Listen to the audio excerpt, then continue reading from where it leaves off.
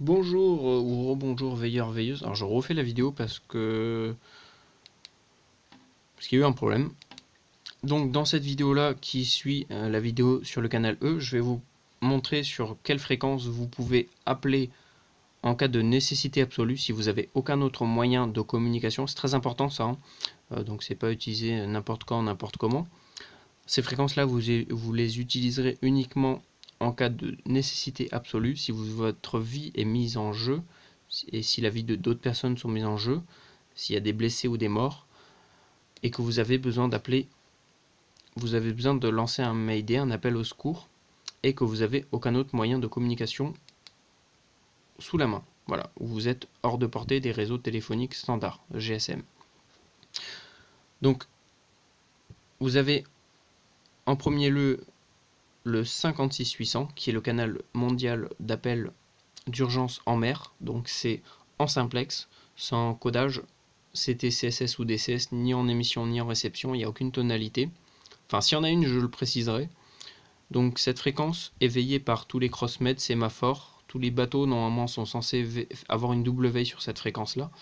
Vous avez des balises au niveau des crossmeds, des sémaphores qui diffusent de la météo, des informations. C'est là-dessus qu'on va appeler au secours, qui aura les opérations de secours aussi, s'il n'y a pas de dégagement sur une autre fréquence. Donc si vous appelez sur le 156-800 n'importe où dans le monde, à part si vous êtes vraiment en plein milieu de la mer et que la VHF ne passe pas, normalement il y aura des gens qui seront censés vous répondre. Voilà. C'est vraiment la fréquence sur laquelle on s'appelle et après on dégage sur une autre fréquence. Donc dès que je dis dégager, c'est pas dans le sens méchant, c'est dans le sens on décale. Voilà, on change de fréquence. Donc si vous appelez là-dessus, vous pouvez très bien appeler juste pour tester votre radio, ou alors pour appeler un autre bateau que vous ne connaissez pas la fréquence et que vous voulez dégager sur une autre fréquence, ou alors avoir des informations au niveau de la météo ou n'importe quoi. Là-dessus, vous pouvez quand même vous permettre d'appeler. Voilà. Après, il ne faut pas non plus abuser, faut pas faire n'importe quoi, faut être au bord de mer. C'est pas valable dans la terre, hein. Dans les terres, cette fréquence-là n'est pas utilisable. Donc c'est que au niveau maritime. Donc après, vous avez le 161-300 qui est le canal E de secours. Donc canal E emergency, donc de secours. Ce canal E est utilisable surtout dans le nord de la France, même si dans le sud, moi-même je la veille, mais ça m'étonnerait que quelqu'un appelle dessus. Donc voilà, si vous voulez plus d'informations au niveau de cette fréquence-là, de ce canal-là, allez voir la vidéo de programmation du canal E sur un UV5R. Voilà. Et après sur d'autres postes, c'est un peu pareil, hein. Voilà, donc en France, il n'y a pas besoin du 5 tons. Donc le 5 tons, c'est une sorte de signal qu'on envoie pour identifier son poste sur un réseau. Donc en France, il n'y a pas besoin, enfin des sources que j'ai trouvées, hein, sur internet, donc c'est jamais fiable à 100%, il n'y a pas besoin de la tonalité 5 tons. Par contre en Suisse, on est obligé de l'avoir pour déclencher les secours. Donc le mieux pour utiliser cette fréquence-là, c'est de ne pas enregistrer de codage en réception. Au moins ça permettra d'entendre tous les appels au secours et d'être sûr d'entendre une personne qui nous répond. Voilà. Si on règle un CT, CSS ou un DCS, ça va filtrer, c'est un peu ça, ça sera une sorte de filtre. Si la personne n'a pas le bon code, n'envoie pas le bon code de filtre, et ben vous ne l'entendrez pas, tout simplement. Donc c'est pareil en émission, il faut régler le bon code, le bon code CT-CSS, donc qui est le 123. Voilà. Ils appellent ça le PL123. Donc on va sur 161, pardon pour le doigt, j'ai pas vu. 161-300. On règle en émission le 123 Hz. Donc je vais vous montrer comment on fait. Donc menu, on va sur le menu tonalité CT CSS en transmission. Donc T c'est transmission. On fait menu, on monte jusqu'à 123. Tac, menu, on confirme, c'est confirmé. Si on transmet, à gauche, il y a CT CSS qui apparaît, CT. Donc ça veut dire que ça transmet un code CT CSS à l'émission. À la réception, ça ne le transmet pas. Donc là, je me permets d'appuyer parce que je suis dans le sud de la France. Il n'y a aucun relais à portée, donc je risque pas de perturber quelqu'un, mais voilà, j'aurais pas dû le faire, mais voilà, j'ai appuyé 2 secondes. Donc par contre cette fréquence là c'est à utiliser qu'en cas de nécessité absolue. Vous n'avez pas le droit de discuter là-dessus, ouais ramène-moi une bouteille d'eau ou une connerie comme ça, c'est interdit. Vous pouvez la veiller, il n'y a pas de souci, vous pouvez l'écouter. Donc pareil, hein, vous ne mettez pas de CTCSS en réception, c'est le mieux. Par contre si vous êtes en Suisse, enfin dans tous les cas, si vous voulez vraiment utiliser cette fréquence-là, passez par une entreprise qui programme les postes et qui vous programmera aussi le 5 tons. Mais voilà, j'essaie de proposer une solution vraiment si on a une radio et qu'on n'a pas forcément pu la programmer dans une entreprise avec tous les paramètres qu'il faut. Donc 161-300 avec le CTCSS 123, où normalement vous êtes censé ouvrir les relais de secours en montagne. Donc tout ce qui est Haute-Savoie, Suisse, enfin voilà, tout ça c'est ce qui est couvert en France par les relais. Donc selon les zones, ça peut couvrir jusqu'à une centaine de kilomètres. Donc maintenant on va passer sur le 143-9875 qui est le fréquence de... Alors je crois que c'est vol libre, vol à voile, non c'est vol libre.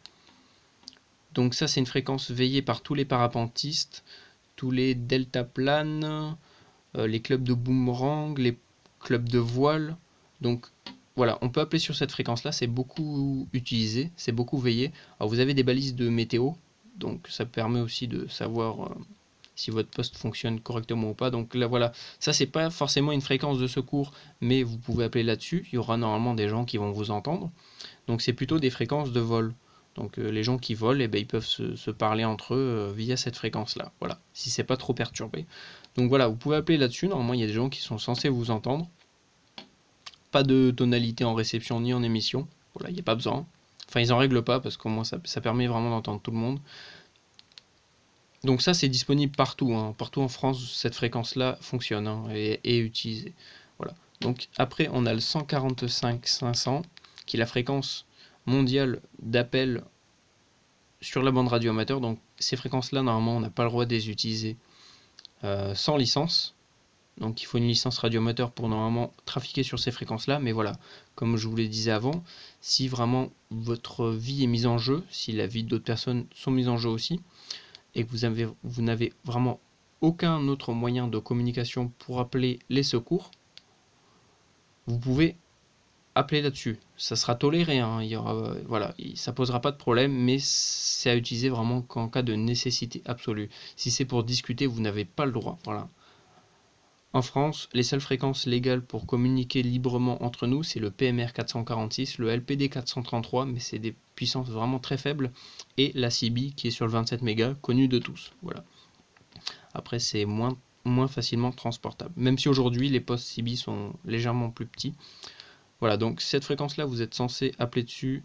Il y a du monde qui va vous entendre.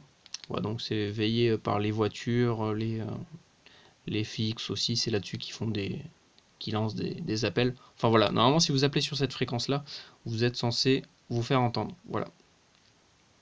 Donc après, il vous suffit d'enregistrer toutes ces fréquences-là dans votre poste et bah, vous êtes censé avoir des fréquences écoutées par beaucoup de personnes. Voilà.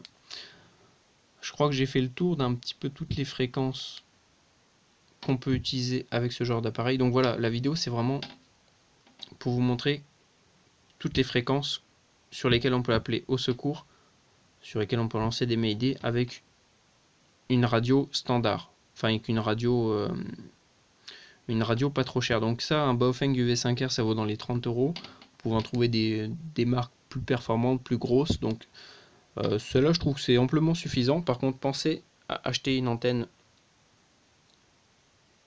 plus grande parce que l'antenne d'origine n'est pas très performante, surtout sur la VHF. Donc la VHF, c'est tout ce qui est sur le 100 quelque chose et le 400 machin, c'est l'UHF. Donc voilà, pensez à acheter une antenne performante, c'est très important. Donc après, on a les fréquences PMR 446. Donc ça va de 12.5 en 12.5, donc c'est le step, ça s'appelle, hein, c'est le pas. Donc c'est de combien on va monter à chaque fois.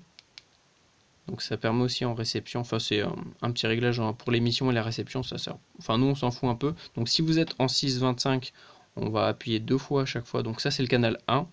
Donc les plus utilisés en PMR 446 c'est le 8, qui est le canal d'appel pour le PMR 446, donc pour les QSO ou pour autre chose. Et le canal 1 c'est le canal d'origine qu'on a sur, enfin dès qu'on allume le poste, dès que vous achetez un petit PMR 446 en magasin, c'est le canal 1 qui est d'origine allumé. Voilà, donc c'est le plus utilisé parce que les gens souvent ils changent pas de canal. Par contre, il y en a qui utilisent des tonalités CT-CSS. Donc le mieux, ouais, c'est de ne pas en mettre en réception, de ne pas en mettre en émission. Et normalement, des gens sont quand même censés vous entendre. Donc ça, c'est le canal 1. Si on est là, on est en 6.25, donc on va appuyer à chaque fois 2 fois pour monter sur le canal au-dessus. Sur le canal 2, on va appuyer 2 fois. Si vous êtes en 12.5, ça va être une fois. Donc 00625, c'est le canal 1. 01875 c'est le canal 2, 03125 c'est le canal 3, 4375 c'est le canal 4, 5625 canal 5, 6875 canal 6, 8125 canal 7, 09375 canal 8. Donc après si on est en pas de 5, donc ça peut arriver, hein, les postes sont souvent sont souvent en pas de 5 si vous achetez un UV5R. Il faudra le régler en 6.25, mais si vous n'y arrivez pas, on peut aussi les utiliser en pas de 5. Donc 005 c'est le canal 1, c'est la fréquence la plus proche à chaque fois. Donc 020 c'est à côté de 1875, c'est quasiment à côté. Donc 030 c'est le canal 3. 4... Ah, je crois que c'est... Attendez. Ah, c'est compliqué, hein, dès qu'on les connaît pas de tête. Donc c'est... On va mettre 0,45.